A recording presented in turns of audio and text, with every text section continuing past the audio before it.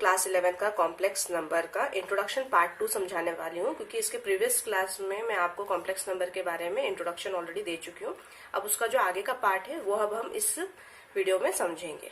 तो जैसे हमने प्रीवियस वीडियो में देखा था, जो कॉम्प्लेक्स नंबर होता है उसे z से शो करते हैं और वो इक्वल टू होता है हमारा a प्लस आई बी, जिसमें a हमारा होता है रियल पार्ट और आई बी होता है हमारा इमेजिनरी पार्ट। और इसको जो डेफिनेशन थी वो थी any number of the form of a plus I B where a and b are the real numbers. मतलब यहाँ पे a और b दोनों ही क्या होते हैं, यहाँ पे रियल नंबर्स होते हैं, दोनों ही यहाँ पे रियल नंबर्स होते हैं। और इसमें जो i होता है वो क्या होता है, is the imaginary unit, is the imaginary unit, जो कि सेटिस्फाई करता है प्रॉपर्टी को, satisfying the property I square, जिसकी वैल्यू यहाँ पे क्या होती है, वाई आई स्क्वायर की वैल्यू होती है यहाँ पे -1। तो ये इसको क्या करता है, यहाँ पे सेटिस्फाई करता है। अब हम यहाँ पे हम देखेंगे properties of complex number, properties of complex number, या हम इसको अलजेब्रा ऑफ कॉम्प्लेक्स नंबर भी बोल सकते हैं, अलजेब्रा ऑफ कॉम्प्लेक्स नंबर, जिसमें हम सबसे फर्स्ट देखेंगे addition, addition of complex number. For example यहाँ पे हम अगर दो वैल्यू लेंगे, लेट यहाँ पे हम एक कॉम्प्लेक्स नंबर की वैल्यू लेंगे z1, जो यहाँ पे हमारा हो जाएगा x1 प्लस आई y1। सिमिलरली हम एक और जो लेंगे वैल्यू z2, जो हो जाएगी यहाँ पे हमारी x2 प्लस आई y2। तो जब हम दोनों को जब हम प्लस करेंगे, मतलब z1 प्लस z2 जब हम करेंगे, तो ये दोनों आइडेंटिटीज भी यहाँ पे क्या हो जाएगी, प्लस हो जाएगी, जो हो जाएगी हमारी x प्लस आई y1 प्लस x2 प्लस आई y2।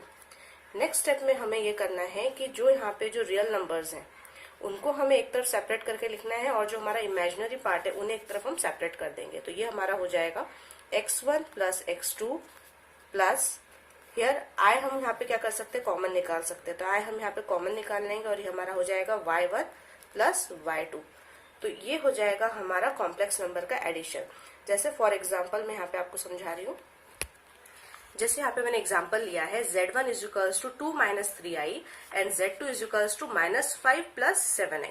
तो यहाँ पे जो हमारा हो जाएगा z1 plus z2 is equals to 2 minus 3i bracket plus, यहाँ पे हम लिखेंगे ब्रैकेट में लिखेंगे -5 प्लस 7i। अब सिमिलरली जो हमारा रियल पार्ट है हम उसे एक साथ लिख देंगे, जो हो जाएगा हमारा 2 प्लस ब्रैकेट -5 प्लस यहाँ पे जो हमारा इमेजिनरी पार्ट है उसे हम एक साथ लिख देंगे, ये हो जाएगा हमारा -3 प्लस 7। नाउ ये हो जाएगा हमारा 2 माइनस 5 और ये हो जाएगा हमारा -3 प्लस 7, जो हो जाएगा यहाँ पे -3 और ये हमारा यहाँ पे हो जाएगा +4i। तो ये हो गया इसका स्टैंडर्ड फॉर्म। तो ये है हमारा addition of complex number. Similarly अब यहाँ पे हम देखेंगे सब्ट्रैक्शन ऑफ कॉम्प्लेक्स नंबर, जिसमें अगर मैंने z1 यहाँ लिया है a प्लस आई बी और यहाँ पे z2 हमारा हो जाएगा c प्लस डी आई। तो z1 माइनस z2 यहाँ पे हो जाएगा हमारा a minus B plus I c minus D. तो फॉर एग्जाम्पल यहाँ z1 अगर मैं लेती हूँ 3 प्लस 4i और z2 यहाँ पे लेती हूँ 2 प्लस 3i, तो इसमें जो हमारी कंडीशन हो जाएगी 3 plus 4i minus z plus 2i z plus 3i। तो यहाँ पे नेक्स्ट स्टेप में जो हमारा रियल पार्ट है वो यहाँ हो जाएगा 3 माइनस 2 प्लस, और जो हमारा जो इमेजिनरी पार्ट है वो यहाँ पे हो जाएगा 4 माइनस 3 ब्रैकेट i। तो इसको सॉल्व करने के बाद में जो हमारा रिजल्ट हमें आंसर मिलेगा वो मिलेगा 1 प्लस i। तो ये हो गया हमारा standard form for subtraction of complex number. Third हम यहाँ पे देखेंगे अब मल्टीप्लीकेशन। अभी हमारा जो मल्टीप्लीकेशन ऑफ कॉम्प्लेक्स नंबर में यहाँ पे अगर z1 इज इक्वल्स टू, अगर हमारा यहाँ पे a प्लस आई बी है और z2 इज इक्वल्स टू यहाँ पे c प्लस आई डी है, तो वेयर Z1 इंटू Z2 हमारा यहाँ पे क्या हो जाएगा, A plus I B into C plus I D. तो जैसे आपने प्रीवियस क्लास में मल्टीप्लाई करते थे इस नंबर को पहले इसके साथ में, फिर इमेजिनरी पार्ट से, सिमिलरली जो इमेजिनरी पार्ट है उसको पहले हम रियल पार्ट से मल्टीप्लाई करेंगे, नेक्स्ट हम इमेजिनरी पार्ट से मल्टीप्लाई करेंगे। तो ये जो हमारा इक्वेशन हो जाएगा वो यहाँ पे हो जाएगा A into C plus A into i d plus I B into C plus I B into i D. तो जिसको मल्टीप्लाई करने पे यहाँ हमें मिल जाएगा a c plus A D I plus c d I plus b d. हमारा यहाँ पे इक्वेशन हो गया है a c plus A D I plus C B i plus b d i square. तो जैसे हमने प्रीवियस क्लास में देखा था आई स्क्वायर की वैल्यू हमारी यहाँ पे क्या होती है, -1 होती है। तो यहाँ पे हम पुट करेंगे आई स्क्वायर की जगह पे -1, तो जिससे हमारा इक्वेशन यहाँ हो जाएगा a c plus A D I plus C B i minus I d. अब जो हमारा रियल पार्ट है उसको हम अब एक साथ लिख देंगे, जो हो जाएगा हमारा ए सी माइनस बी डी। और सिमिलरली जो हमारा इमेजिनरी पार्ट है अब हम उसको यहाँ पे क्या करेंगे, एक साथ लिख देंगे, जो हो जाएगा हमारा plus A D I plus C B I. तो इसमें आप देखेंगे आई कॉमन है, तो यहाँ हम a c minus b d, ये हो गया हमारा real part. Similarly a d plus c d bracket i, ये हो गया हमारा इमेजिनरी पार्ट। तो इस तरीके से हमारा ये कॉम्प्लेक्स नंबर का स्टैंडर्ड फॉर्म हमें यहाँ पे मिल गया है। फॉर एग्जाम्पल, यहाँ पे आप एग्जाम्पल से भी समझ लिए जिससे और आपको क्लियर हो जाएगा। अगर यहाँ पे हमारी Z1 की वैल्यू है 2 माइनस 3i, सिमिलरली हमारी यहाँ पे Z2 की अगर वैल्यू है -5 प्लस 7i, तो इस केस में हमारा Z1 इंटू Z2 हो जाएगा 2 minus 3i bracket -5 plus 7i। तो नेक्स्ट स्टेप में ये हो जाएगा हमारा 2 into -5 plus 2 into 7i minus 3 into 5 minus 5, यहाँ पे i हो जाएगा minus plus minus 3 into 7 into i square, क्योंकि यहाँ पे दोनों तरफ i है। तो नाउ ये जो हमारा इक्वेशन अब हो गया है यहाँ पे -10, ये हो गया है plus 14i, minus minus plus plus 15i, और ये आई स्क्वायर की वैल्यू क्या होती है, -1 होती है। देयरफॉर माइनस माइनस यहाँ पे क्या हो जाएगा, प्लस हो जाएगा, ये हो गया हमारा प्लस 21। नाउ जो रियल पार्ट है उसे एक साथ लिख देंगे, तो हो जाएगा हमारा -10 प्लस 21, और यहाँ पे जो इमेजिनरी पार्ट है उनको हम यहाँ पे एक साथ लिख देंगे, जो हो जाएगा हमारा 14 प्लस 15i। तो जो हमारा सॉल्व करने के बाद में जो रिजल्ट बनेगा वो हो जाएगा 11 प्लस 29i। तो ये हो गया हमारा कॉम्प्लेक्स नंबर का स्टैंडर्ड फॉर्म। अब यहाँ पे हम नेक्स्ट देखेंगे डिवीजन। यहाँ पे जो हमारा नेक्स्ट है अब डिवीजन ऑफ कॉम्प्लेक्स नंबर। तो डिवीजन ऑफ कॉम्प्लेक्स नंबर में भी अगर हम Z1 अगर हम यहाँ पे लेते हैं, for example A plus I B and Z2 हम यहाँ पे लेते हैं C प्लस आई डी, तो जो हमारा Z1 अपॉन Z2 यहाँ पे हो जाएगा वो यहाँ हो जाएगा A plus I B upon C plus I D. तो जैसे हमने प्रीवियस क्लासेस में देखा है कि इस टाइप के जो क्वेश्चन जो भी हमेशा प्रोपोर्शन में रहते हैं या फ्रैक्शन में रहते हैं, हम उन्हें रैशनलाइज करके सॉल्व करते हैं। तो सिमिलरली यहाँ पे भी हमें क्या करना पड़ेगा, इन्हें रैशनलाइज करना पड़ेगा। तो रैशनलाइज करने के बाद में जो हमारा इक्वेशन हो जाएगा यहाँ पे C प्लस आई डी, हमेशा उसके नेगेटिव साइन के साथ में हम यहाँ पे क्या करते हैं, रैशनलाइज करते हैं। जैसे यहाँ पे C प्लस आई डी है तो हम इसे रैशनलाइज करेंगे C माइनस आई डी से। तो ये C माइनस आई डी के साथ में रैशनलाइज करने के बाद में जो हमारा इक्वेशन हो जाएगा यहाँ पे वो हो जाएगा A प्लस आई बी, और ये हो जाएगा C minus I d upon C plus I D into C minus I d. अब यहाँ पे आप डिनोमिनेटर में देखेंगे कि हमें कंडीशन मिली है A प्लस बी और A माइनस बी की,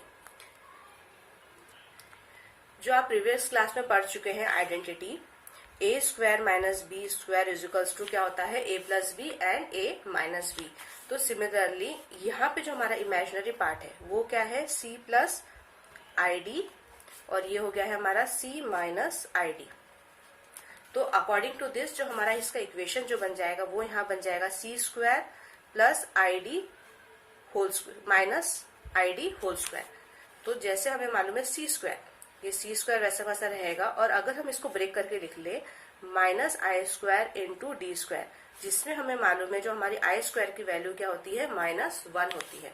तो अगर हम इसे यहाँ पुट कर देंगे तो ये हमारा हो जाएगा -1 डी स्क्वायर, जो हमें मिलेगा यहाँ पे c square plus d square.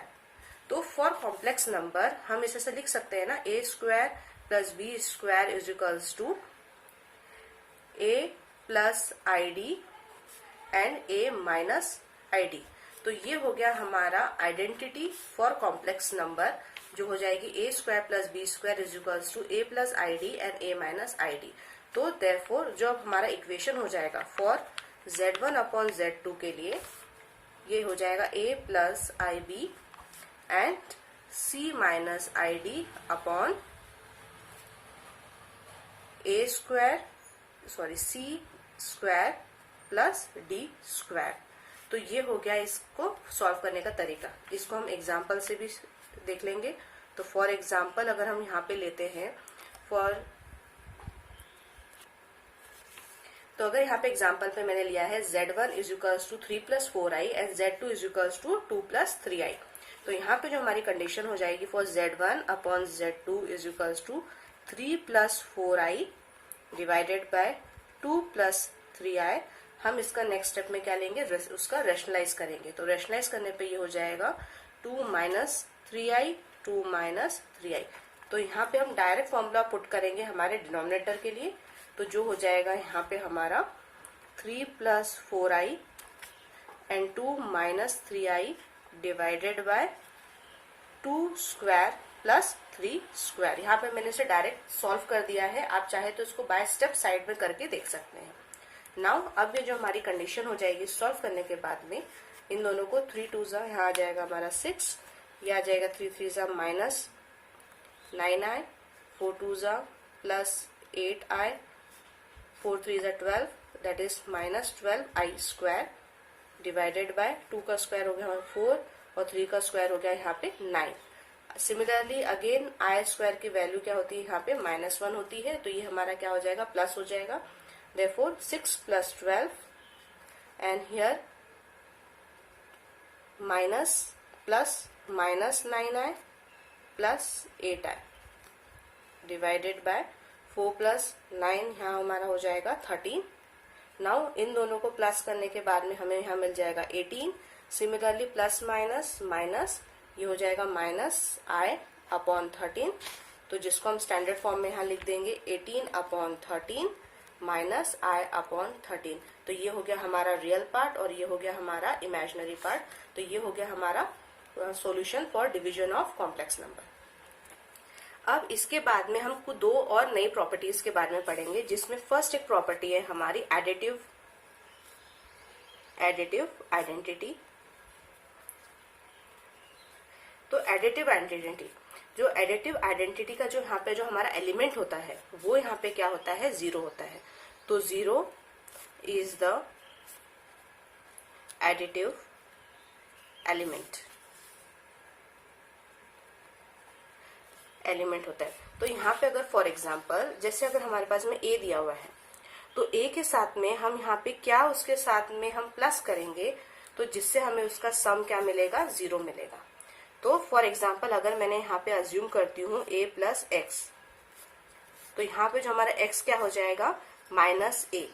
मतलब हमेशा जो भी नंबर का जो उसका एडिटिव होगा वो हमेशा क्या होगा, उसका अपोजिट साइन वाला ही होगा। जैसे फॉर एग्जाम्पल हमारे पास दिया हुआ है z + a + ib। तो इन दैट केस जो इसका जो एडिटिव होगा वो क्या होगा, हमेशा उसका नेगेटिव फॉर्म, मतलब -z यहाँ पे क्या हो जाएगा हमारा -a + i - b। तो देयरफॉर जो -10 -z is the additive inverse of z। तो ये हमेशा ध्यान रखिए कि जो भी नंबर है या जो भी कॉम्प्लेक्स नंबर है उसका हमेशा जो नेगेटिव फॉर्म है वही उसका क्या होगा, यहाँ पे एडिटिव इनवर्स होगा। फॉर एग्जाम्पल जैसे 5 प्लस -5 हम करेंगे तो हमें 0 मिलता है। तो इस तरीके से जो -5 क्या हो जाएगा, एडिटिव इनवर्स हो जाएगा 5 का। सिमिलरली अगर हमारी z की वैल्यू है यहाँ पे 5 + 2i, तो जो उसका एडिटिव इनवर्स हो जाएगा वो हो जाएगा यहाँ पे -5 plus -2i। That means -5 plus -2i is the additive inverse of 5 + 2i। अब हम यहाँ पे देखने वाले हैं मल्टीप्लिकेटिव इनवर्स। तो मल्टीप्लिकेटिव इनवर्स का जो एलिमेंट होता है वो होता है 1। यहाँ पे इसका अगर हम x से हम किसको यहाँ मल्टीप्लाई करेंगे तो हमें वैल्यू 1 मिलेगी।